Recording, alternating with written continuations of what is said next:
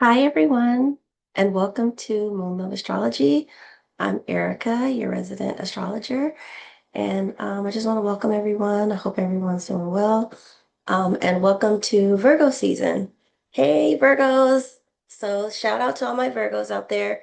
Happy birthday for this month, and just say wishing you all a good and healthy, wonderful Virgo season. Um, if you're new to this channel, I'll just give you a little introduction. I do introductions to the season.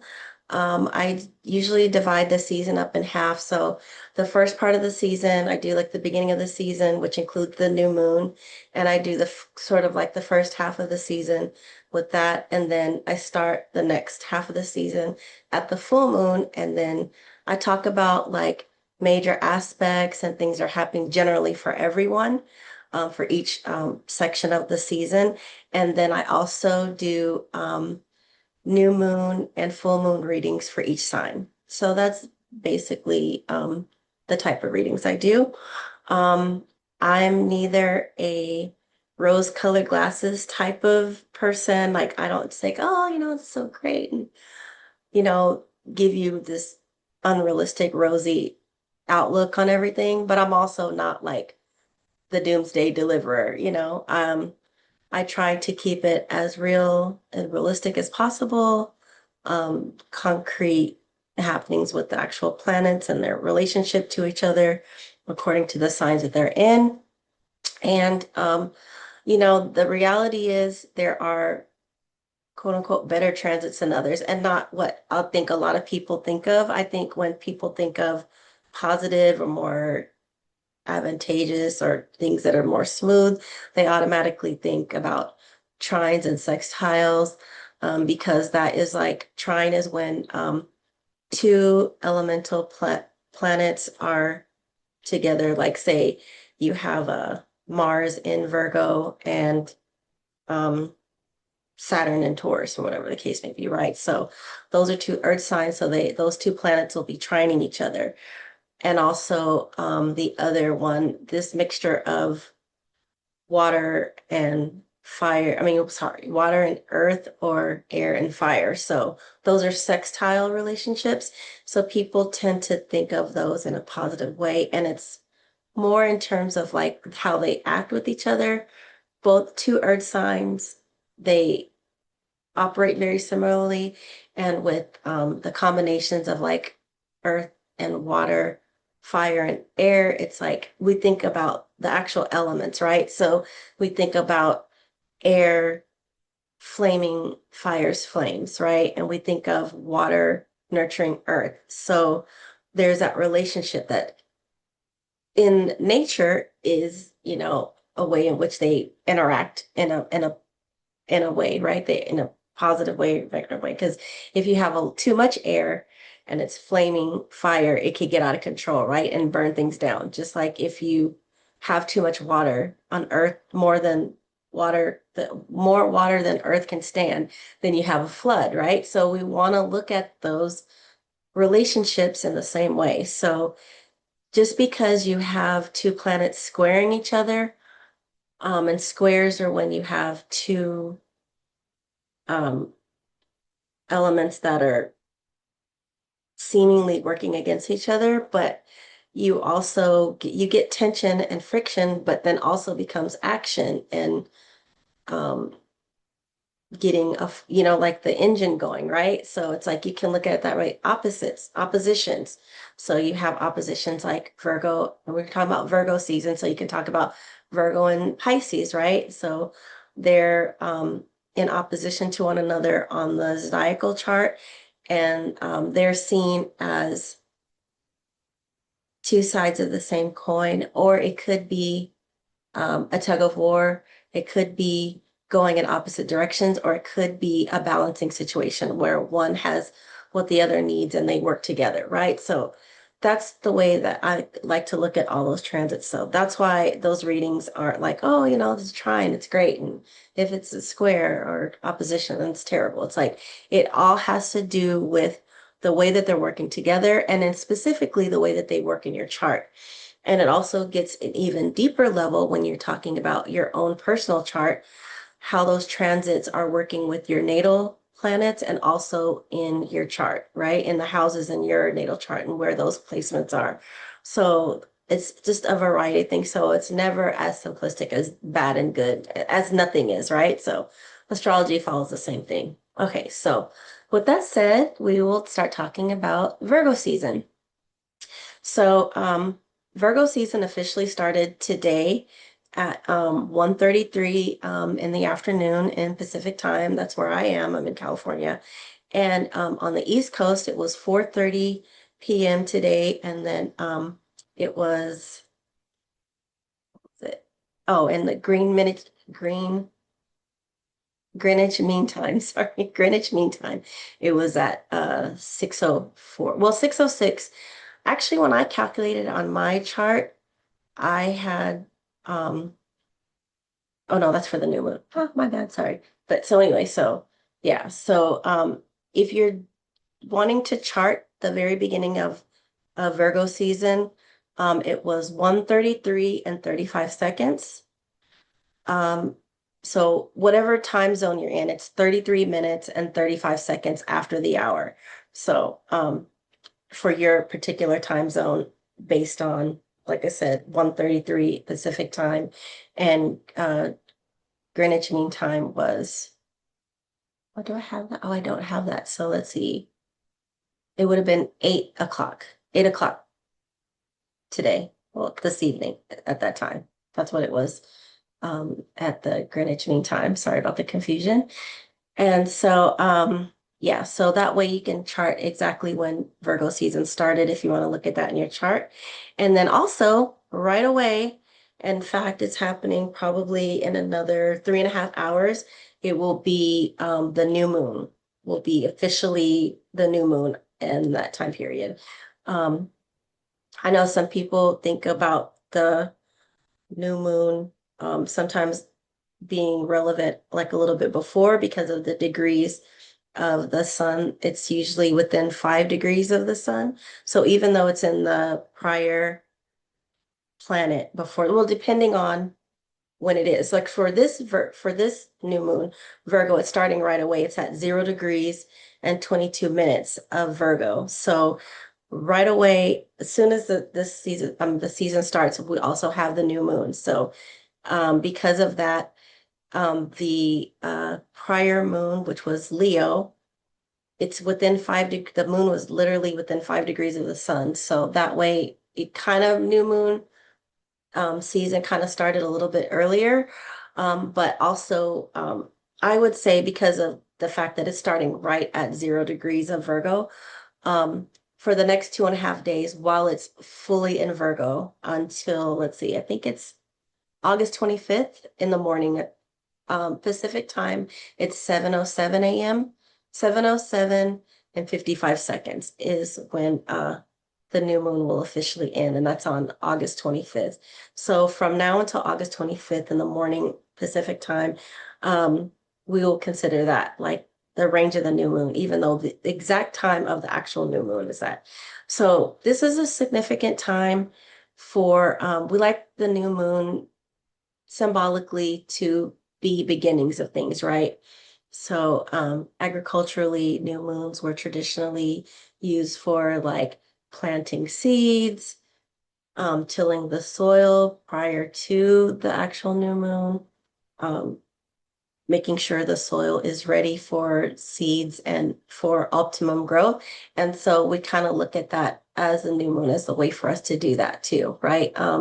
So whenever we have the new moon, it's like planting seeds, what we are going to initiate, what you're going to begin, what is the beginning of that, right? And so, and as that happens, once this new moon starts, then as the new moon grows, it is waxing. And so it's increasing in energy and strength, right? So as the time goes on, there's more energy put toward that till we get obviously to the full moon.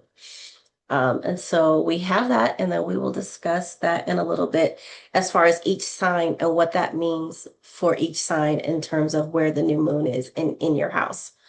So we'll talk about that. Oh, and the moon had been out of bounds for quite a while.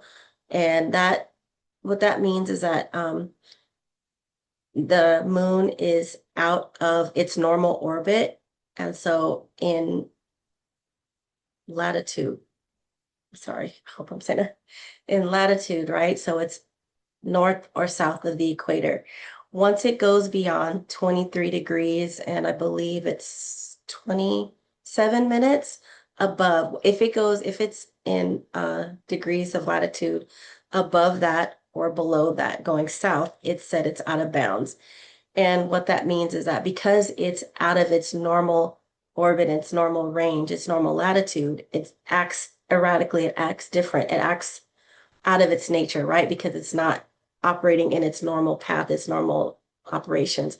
And so a lot of people like to say that, because of its erratic nature and the way that's not acting how it quote unquote normally does, it gives the vibe of an aspect with Uranus. So the moon is out of that now, but surprise, surprise, Uranus is now in a square with the moon. And I will actually share my screen so you can see the chart of this. This is a diacal chart of this. Okay, so here we have moon together with the sun, and that's what signifies the new moon. And then we have Uranus over here in Virgo, sorry, in Gemini, and that is creating a square with the moon. So we finally got moon back into its normal range, operating normally, less chaotic, nothing sudden or shocking or out of the realm of like what we are accustomed to. But now, since it's a square, it's kind of like almost the same thing. In fact, it's even more so because it actually has an aspect with Uranus. So with the moon, and then also because the sun is here too, that adds an added element of that. So um, with the moon being square to Uranus, we have those feelings of internal chaos. We're feeling conflicted inside. We might be feeling rebellious or wanting to act independently, wanting to like strike out and do our own things. We are not like in we might be displaying feelings that other people might not understand because of the fact that we are feeling that inside. Um, People might see you as acting irrationally or acting unpredictably or whatever, even though inside, like you've been having these feelings starting to mount as the moon is getting closer and closer to Uranus. But to the outside, it seems like it's just like a shock and just kind of out of the ordinary. And you know what? How you might feel also might surprise you too. You might be feeling a little bit out of the ordinary. You might be feeling some kind of way. And that happens when those two get together, when the moon gets together. If this is something that's not working for you, then settling. The good thing about that is that because the moon moves so quickly, we'll be out of that. So by August 25th, at the time that the moon changes signs into Libra, that will be lessened and we'll kind of move away from that. So we kind of feel a little bit more back into balance and back settled in a little bit, especially if going into Libra. Libra is about balance. So we'll feel a little bit more ourselves, or it might change our perspective. Obviously, when you have that experience, you don't stay the same, but you could have a little bit of rest as far as like you feeling sort of like out of balance yourself and it making a little bit more sense to you, if that helps. With the sun and moon together, it's signifying a lot of different things. Um, Traditionally, people say that the sun and moon together are like man and woman, masculine, feminine. I tend to like stay away from those binaries. I don't really buy into those binaries, but it is masculine, feminine together. It could create a situation where it's a feeling of both spirit and soul coming together.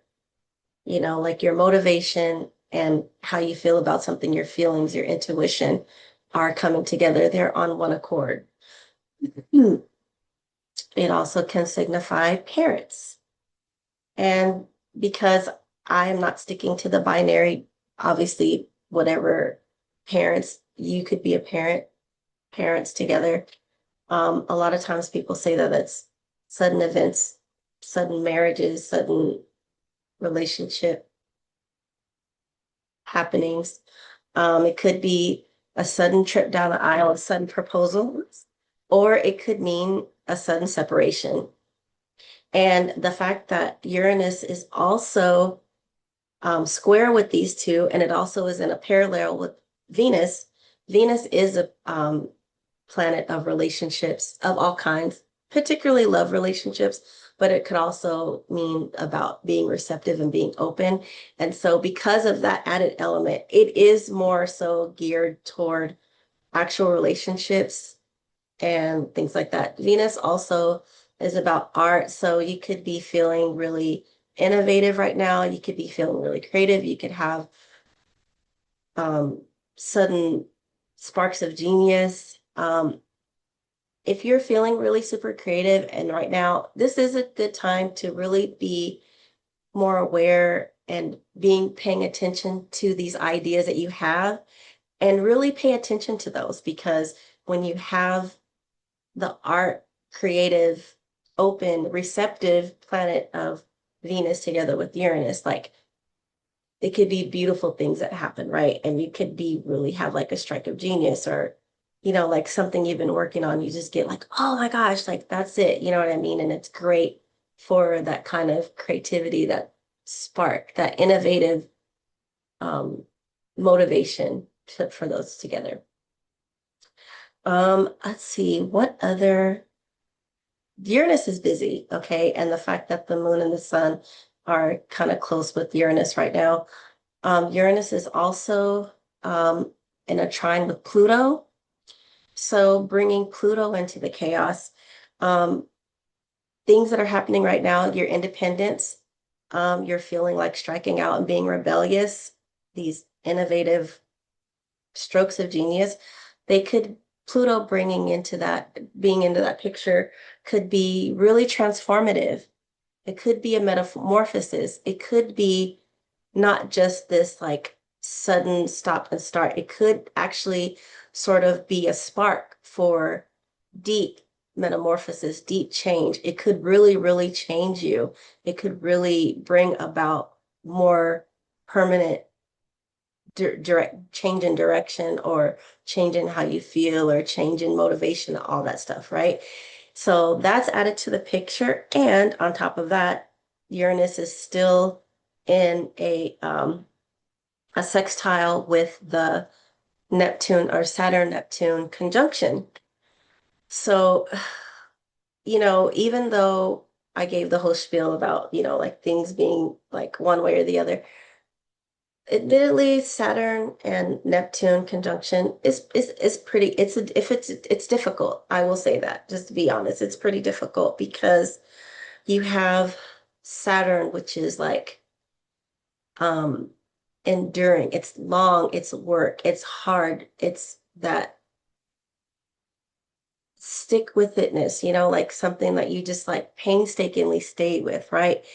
And it could also lead to stress and endings and cutting off. And it could be limiting to a certain extent because you're just so laser focused.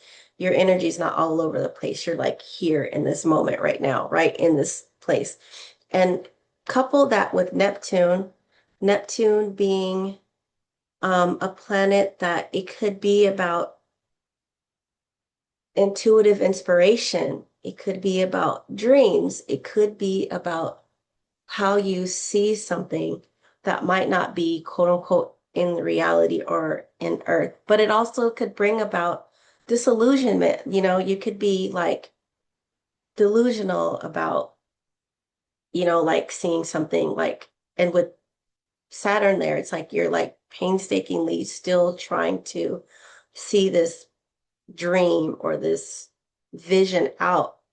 And Saturn does bring a dose of reality to it, but when they're together, it's like it's this strong drive, like you're willing to go through obstacles, you're willing to go through the pain and to try to see this through.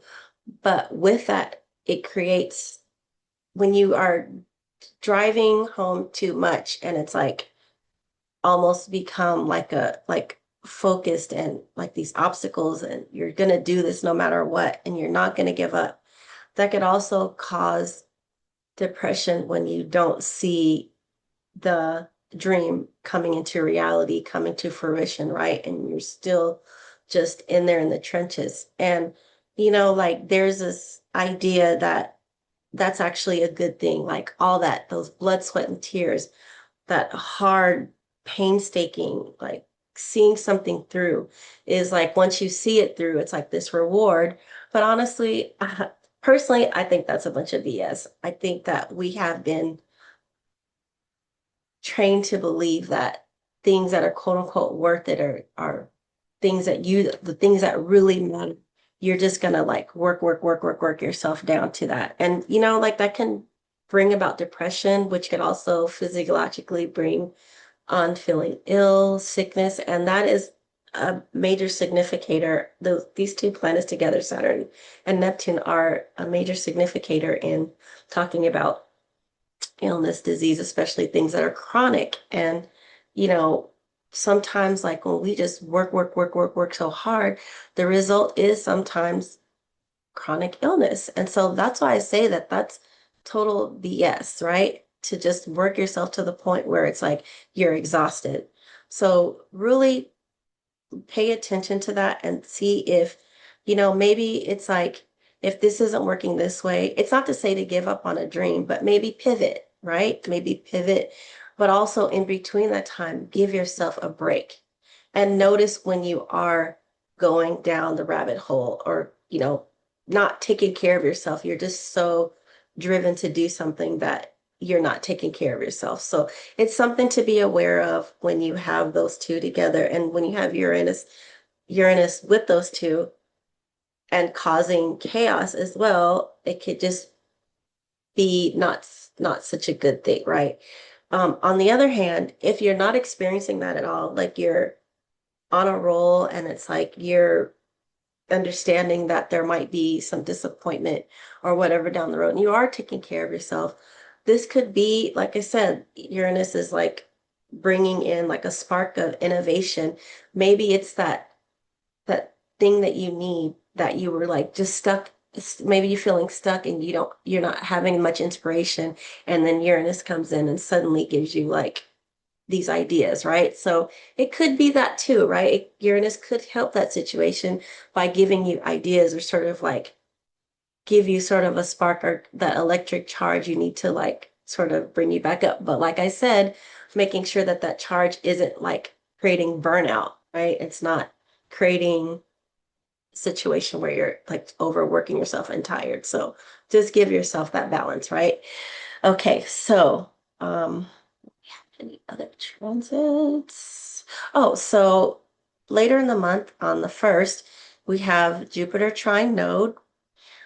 Jupiter is brings about wealth and not necessarily financial wealth, although it could mean that too. Um, Wealth of some kind. It could be about expansion, growth. Um, People look at that as like a really optimistic sign. It is a benefic planet, so it tends to be a little bit more about bringing auspicious things to you, optimism, and seeing things in a more macro way that you kind of get an understanding of what's happening, right? And look at that on a larger scale, and heading toward growth, heading toward being something more positive and thriving, right? And then with node being in traditional astrology, node is more connected with like um where your spirit, where your soul is like compelled for you to follow, right? It's something that it's not always so like immediate in front of you, like your day-to-day things or whatever, but it's just something in your soul that's just driving you and like um keeping you tied to something that you just can't let go of, right? And then In Uranian astrology, node is about intimate connections, the people who you are drawn to, the people who you have these close connections to. So there's a little bit similar in terms of like where your soul is driven to, right? And it's more about connections than maybe your personal aspects, but both of those are in play. So when you have those two together, um, you could have Jupiter intimate connections bringing wealth or luck or growth, right? So I'll give the example of, say, Virgo. Since it's Virgo season, let's use Virgo as an example. So let me see. Virgo, what house would that be in? Let's look. Okay. So we have Jupiter currently for Virgo, Jupiter in um, your 11th house of associations, um, friends, organizations, like your tribe, people that you connect with on a group level, like your groups of friends. It's also like hopes and wishes and hopes and dreams and things that you are hopeful for in terms of like seeing things that are positive changes around you. Not necessarily individually, but for the whole, right? For the whole group, for the whole friend group, and for the world globally speaking too, right? Okay, so you have Jupiter there, and so there's a growth in friendship, and then the node for Virgo is in your 7th house. So if we put those together, then that would mean for Virgo, this combination means that the 7th house is like your house of one-on-one relationships. It's either the people who you are balance with, you have one-on-one relationship, or some people say that the 7th house is also like your open enemies, right? Your opposition, people who are opposed to you, right? So that's what I was saying before with explaining about oppositions is that there either could be a tug of war, a split going in opposite directions, or it's coming together in a balanced way that you are providing what the other doesn't. So we look at those generally, right? Says 7th house is the relationships.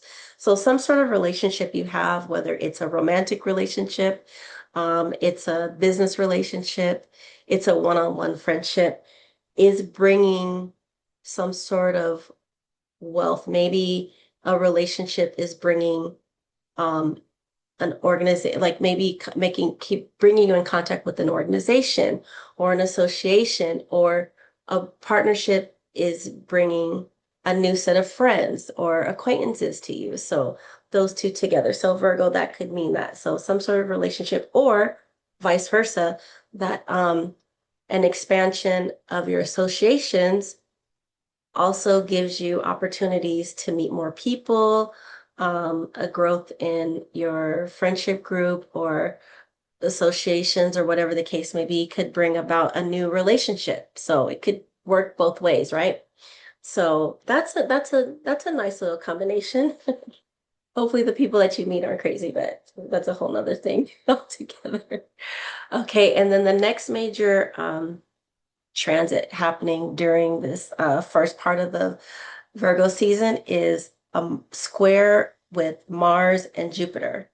And so Mars is about like your energy pack, right? It's your drive. It's like what motivates you. It's your energy source. It's how you feel, right? And then it also, in Uranian astrology, Mars is also about work, like sort of hands-on work, right? The things that you like are really putting your like energy and drive and force into that kind of work, right? That creates some sort of physical um, demand on you as well, work that is physically demanding. And so with Jupiter, again, Jupiter about wealth and expansion. So um, Mars, depending on what other signs are transiting, this Mars is transiting and touching and aspecting within your chart. It could be more bringing about an increase of maybe feelings of anger, or feeling like more aggressive, feeling more um, a drive that is like a sparking some sort of growth in that. But with Jupiter, I don't see so much of the anger as more of like something driving you. Like it could like maybe like if you have dealt with a situation where someone's like doubting your doubting your skill or doubting your talent or like there's some sort of roadblock, like it's like you're more determined to make that growth happen, to seek out the wealth, right? And it could be an expansion and a growth of that, right? It also could mean on a very like everyday level, just an increase in work, an increase in something that is more physically demanding, right? And once again, with these other transits, with Uranus and these other transits happening, and with the moon in particular, moon being our bodies, especially internally, and like our intuition, our feeling, like sometimes like we have physical manifestations of how we feel physically, how we feel emotionally. So, um, like say, someone scares you, get goosebumps, right? So you have this fear, it's invoking some sort of emotion or feeling in you, and it manifests itself physically, right? So once again, this is another um, transit, another aspect that we want to be mindful of if something is becoming more physically demanding. If you're talking about like health and working out, well, then maybe you're increasing like a workout or you're increasing like you're gone to one level and now you want to do more.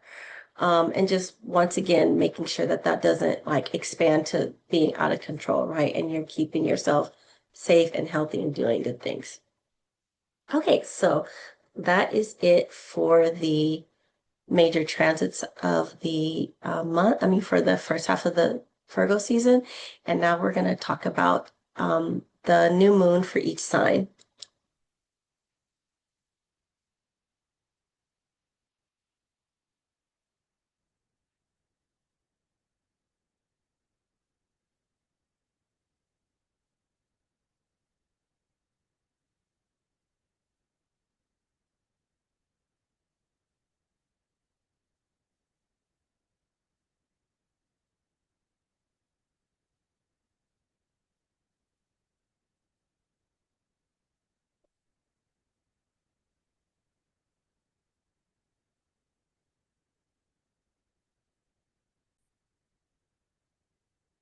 Okay, so Virgo, the new moon is in your first house. Your first house is your house of self. It's um, how you present yourself, how you come across. It could be something as simple as how you dress, how you decide to do your hair. It also could be how you walk into a room, how you want to be presented to other people, right? And so with the new moon here, you could, and the once again, like we have to like be mindful that the sun and Uranus are here together with you. You could be feeling like wearing something out of the ordinary or doing your hair like some completely different way, right? It could be that you are feeling that you want to go against the grain. You want to do something completely different from what you've done before, right? And so there's that to think about. And it's fun. It could be fun. It doesn't have to be wild, you know what I mean? And it's like you could just like surprise people, right? Just like it could be like a new beginning for you. And so I encourage you to embrace it, right? Feeling a little rebellious, feeling a little bit like you want to act independently. Um, so yeah, so I think that that's great for you, Virgo. So enjoy. Okay, next we have Libra. Libra, new moon is in your 12th house. And your 12th house of it's like I always say before in my other videos, 12th house is like your private cave, right? It's where you are there alone. There's no one else here. You're here in your own little universe. And it's rarely a place that anybody sees. Normally our 12th house is a place is like of solitude, of where you kind of go in internally, and it's like the lab, right? Where you go and do things, and you do things on your own and no one knows anything about. And it's like your private place where you just sort of like let yourself be 100% you without anybody else watching or seeing, right? So we have the new moon here. Um, and when the new moon is here, you can start, it's a very intuitive time, right? Your receptors are really open, like you really pick up on things. It's almost like um, days where you're just like really, really psychic. So really pay attention to any kind of intuitive things that are coming to you. And it's some things that you don't necessarily want to like let everybody know right away, right now. It's for you, and it's for you to sort of just ponder and think about. Um, and you could begin like a new spiritual practice. You could start like a new thing like meditation. You could think about new ways of healing. You could be thinking innovatively about that. You might think about new way, like if you are in therapy, you could think of new ways of seeking out that therapy, try something new. Or you could just initiate that if you're not in therapy currently. It might be something that you suddenly think that this is something that might be good for you. Anything that is healing to your psyche, healing to your mind is a good time to start those types of things when the new moon is in the 12th house. Okay, next we have Scorpio. Scorpio, the new moon is in your 11th house. And your 11th house, like I said before, is of associations, organizations, friend groups. And so this might be a time that you initiate, um, maybe you start some sort of association, maybe you start some sort of group or organization. Maybe it's a time that you maybe seek out um, new things in terms of that, right? So you might seek out, maybe there's something new that you've wanted to try, or you've transitioned into like doing something different in your life. And so having the 11th house, I mean, having the new moon in the 11th house is really a signal of wanting to start something new in that direction. So, um, just keeping yourself open to doing that. Like I said, you could actually start something of your own and put that out there, right? If you've been looking for people that you want to really connect with, and, like you might be in a new phase in your life. And so you're looking for people who are like you know, in a mindset that's similar to that. So you want to connect with people who are doing that. Maybe they could help you move along in the process. Maybe you could be that person who could be a leader and starting things and bringing people along with you. So that's a good time to start that with the new moon in your 11th house. Okay, now we have Sagittarius. Sagittarius, the new moon is in your 10th house.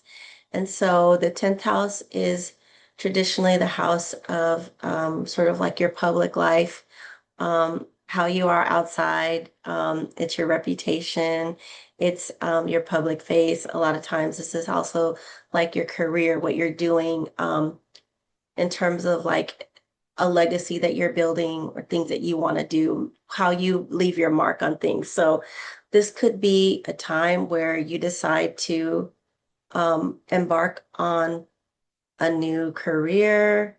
Um, you could be deciding you want to move differently in the world. You might, depending on like what you have done in the past, um, you might think about doing those things in a new way. Or, like I said, could signal a new career. It could be a new way that you're moving in a career.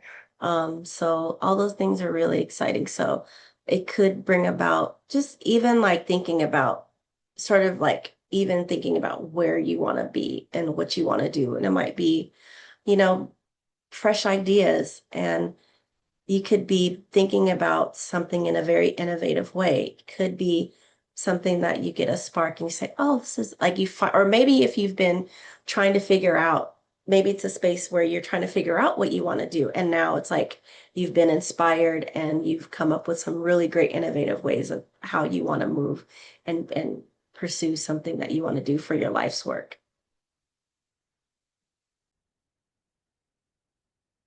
Okay, next we have Capricorn. Capricorn, the new moon is in your ninth house of travel, long-term journeys. Um, it's where you maybe like it's your house of your philosophical self, your theoretical self, how like maybe your beliefs, religion, how you practice.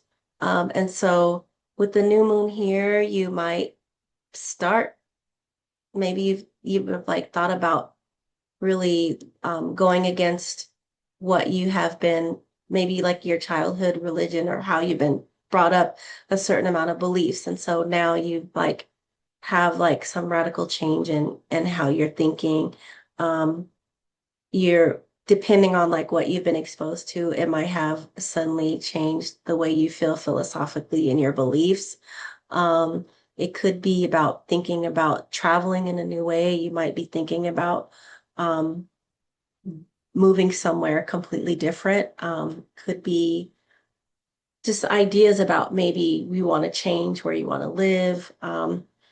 Thinking about like a long-term long-term, long-distance journeys. Um, you just could be pursuing a different path, right? About just in life and like how you see things and where you want to go. So now is a good time to contemplate that and sow those seeds and see where they take you. Okay, next we have Aquarius. Aquarius, the new moon is in your eighth house. Your eighth house of shared resources, resources that are coming from other sources other than from what you have worked with or worked on. It's any resources issue shared, whether it's with family, it's or a partner, a spouse, or something like that. It's also where they say like this is also the house of the kind of connections, a shared resource, and sometimes you are seen as that shared resource. So the a lot of times it's like the intimate sexual connections you have with partners and people who it's not like flings or like casual things. It's like these are like deep connections like that you have with this person that you feel deeply about. It also is the same thing with uh, they say that this is the house of sex, death, and taxes, right? Because the taxes are what you are imposed on to share with everybody else, right? And then death is the same thing where it's like you're sharing your self, you are transitioning into another space and going on, if that makes sense. So in this house, you might be thinking about sowing the seeds of maybe like you're thinking about doing things differently. You might be consulting with your partner. Maybe um, you don't have like just on a regular everyday level, like if you share an account with somebody and you decide that you don't want to do that, right?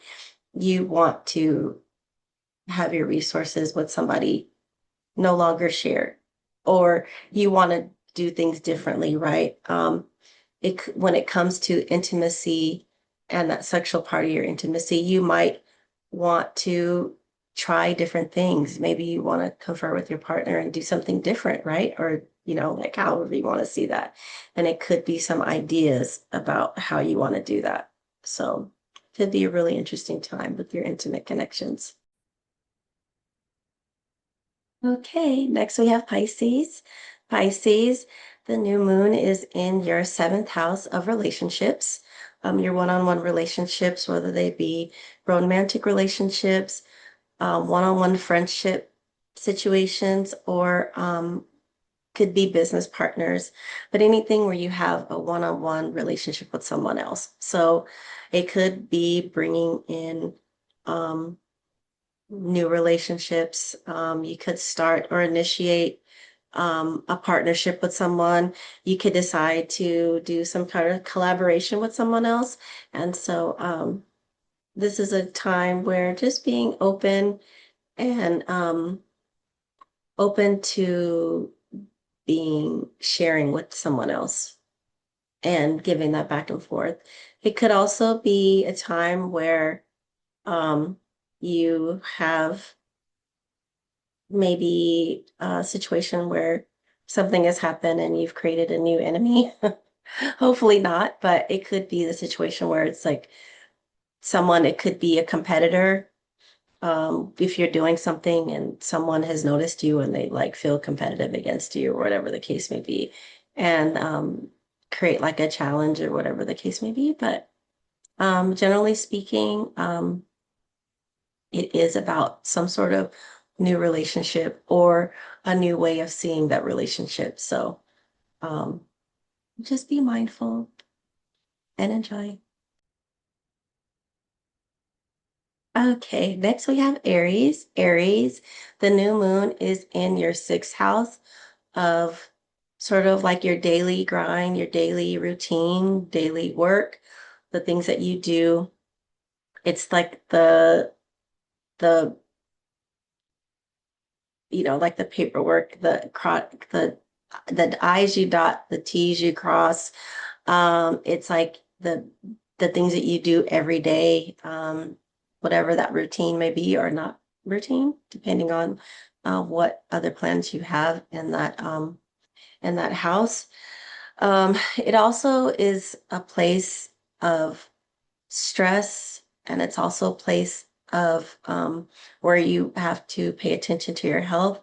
And like I mentioned at the beginning of the video, we're talking about the other aspects like Uranus, in particular, the sextile it's making with Saturn and Neptune. So with the new moon here and combining with the with Uranus, you have to like really be careful about your health. And this is a particular time that you want to be doing that. I mean, as of everybody, but you in particular with the new moon here for the next couple days, you want to really be mindful of just going a little too hard and creating a situation where you could be creating some sort of health issue, right? And because Saturn and Uranus I'm sorry, Saturn and Neptune, sometimes lending toward a chronic situation. It's even more being mindful about how you're working. You know, with the new moon here, maybe you want to start a new way of working, a new way of going about things. And not to say that you have to cut your natural vitality off because you're always going to be on the go, but doing it in a way that's smart, doing it in the way that is health conscious and using your energy, but like being mindful of also getting rest too. So thinking about innovative ways that you can be yourself, do what you have to do, but also keeping your health in mind. So that's something to consider for Aries. Okay, next we have Taurus. Taurus, the new moon is in your fifth house. This is the fun house. This is like the house of pleasure, the house of how you pleasure yourself, your house of how you bring fun into your life, how you kind of let your hair down. This is a place of children, whether you have children, you want children. It could also be your inner child. This is where you sort of like let loose and play and sort of relax and kind of unwind and where you just sort of like enjoy yourself and kind of let loose, right?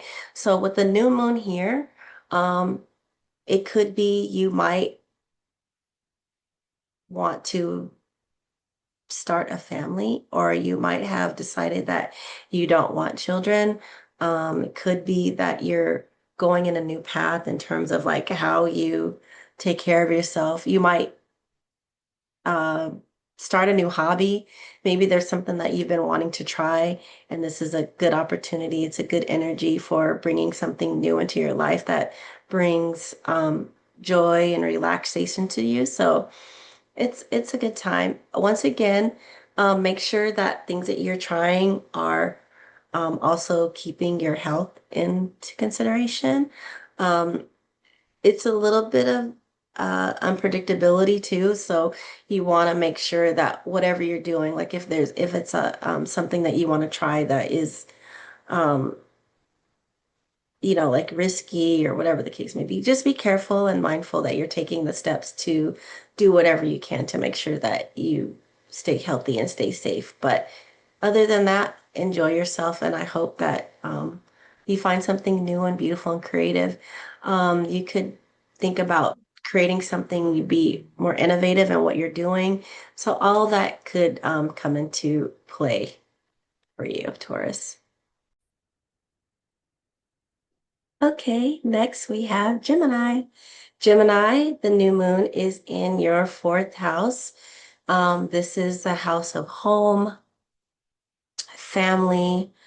It's also your connection with your ancestors, ancestral connections, lineage, things that just like the 10th house is like the legacy and what you set. The fourth house, they're like the traditions and the ancestral things that you have been given, what you inherited, right? So the things that you have bring along with you. And so this could be something as simple as starting um, something new in your home. Maybe you rearrange your home. Maybe you're looking for a new home. Maybe you are in the process of starting life in a new home. So it could be something of that nature, or if it's something more spiritual, it could be you're feeling a need to start a new path. Maybe you want to get in touch with your ancestral roots. Maybe you start like a ancestry project. Um, it could be about spiritually connecting with your ancestors and doing that in a new way. It could be if you're already in that mode of connecting with ancestors, it could be that a new ancestral connection could appear or could make one, or you could be seeking out um, a particular ancestor or something like that. And it could be a new connection. It could be something that you start. It could be something of that nature. Like I said, a new home, rearranging the home, doing something new. It could be a new addition to the family, whether that be if it's connected with the fifth house, if you have anything in a connection with the fifth house, could be a new child, or it could be contact with the family member. Could be a family member that moves into your home, or just a new connection with the family member. So those are things to keep in mind for this new moon. Okay, so next we have Cancer. Cancer, the new moon is in your third house. Your third house is your house of your siblings, close cousins. It also is like your short trips, your short journeys. So it could be like your daily back and forth, what you do. It could be like errands you have to do. It could be things in your community, community action. Your neighborhood, sort of like your immediate environment outside of your home. So, like I said, it's like your neighborhood, your community. Um, it's in like places like the stores, your schools, like the community work, things like that, things of that nature. And also, like I said, connections with your siblings and close cousins. So here, with the new moon here, you could be having new contact, or you might decide to like move differently in your neighborhood. You might meet your neighbors. You might extend invitations to your neighbors to get to know them. You could want to move differently in your community. You might decide that you want to become active in your community, either like volunteering, work, politically speaking, you might want to get involved in like your local politics, anything of that nature having to do with like your community or your neighborhood. You might want to start a new project that's in your neighborhood. Maybe you say like, oh, I want to start doing things where I get to know my neighbors and we do like a block party, or like there's some local politicians that you are really interested in supporting. And with this time period, you know, I know like a lot of people are feeling compelled, like, hey, it's time to get active and get involved and do things, whether you are or not. And then you might already be actively involved with your neighborhood or your community. And so this is sort of just like an extra spark and inspiration for bringing new ideas about how you do those things within your community or your neighborhood.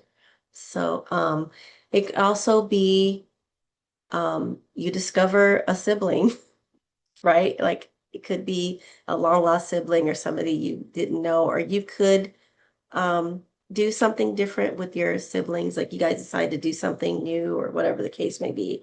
And so it could be anything involving those in terms of like what you start or what is bringing in new energy into your life right now.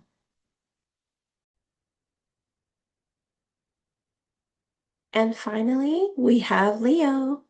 Leo, the new moon is in your second house of your resources, your foundations, what creates stability in your life. It could be your what you value, um, your natural born talents, things that you have innately within. With the new moon here, you might have a new revenue stream. It could be a new way to bring more value into your life. It could be literally something financial. It could be you think about what you're building right now, and you could have come up with new and innovative ways to build things that you want to do, creating infrastructure and maybe a different way of operating that you find that brings more abundance into your life.